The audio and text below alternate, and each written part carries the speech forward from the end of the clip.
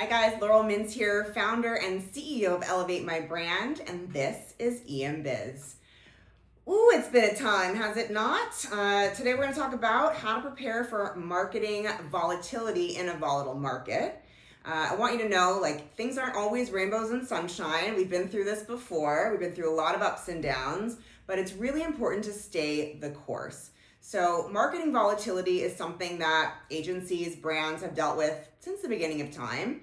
It's really about, girding your loins maybe and making sure that you're focusing on the things that are really converting most for you. You should be doing that always, of course, but even more so now when you are feeling a little bit of a squeeze or a bit more uncertainty of what's going to happen in the markets, even more so important to narrow the focus, narrow the budget, and really be myopic in terms of how you're marketing. So, number one is that because things are so unpredictable, you are going to inevitably see volatility and fluctuations in your marketing performance. Now, this could be a good thing, actually. What we have historically seen is that brands tend to cut marketing budgets, and that means for you as a brand is if you continue to stay the course, as I said, and double down on your marketing efforts, you can actually pick up more market share for the same or maybe even a little less spend. I mean, statistically, it just makes sense, right? So again, that's why we say stay the course. Number two, of course, know the timelines.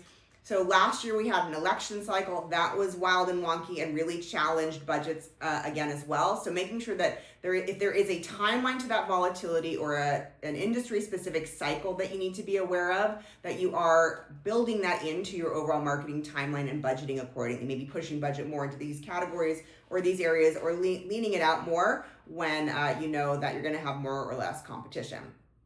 Number three is get creative. This is a great time to be thinking about things like cross-marketing partnerships, how to leverage other people's audiences organically to make sure that you are tapping into new markets. We talk about this a lot in nonprofit world, so doing some sort of donation component on a monthly, quarterly, annualized basis. But this is a great and organic way oftentimes to target similar audiences with ancillary, non-competitive businesses who have the same targets. And as I said, I'm going to close it out the same way I started it. Maintain your presence. Just because the markets are volatile doesn't mean you have to be reactive. And in fact, that's kind of a best practice in life, right? Being responsive, not reactive, especially when there's wildness happening all around you. Be the eye of the storm. Be calm, be steadfast in your marketing, and be focused.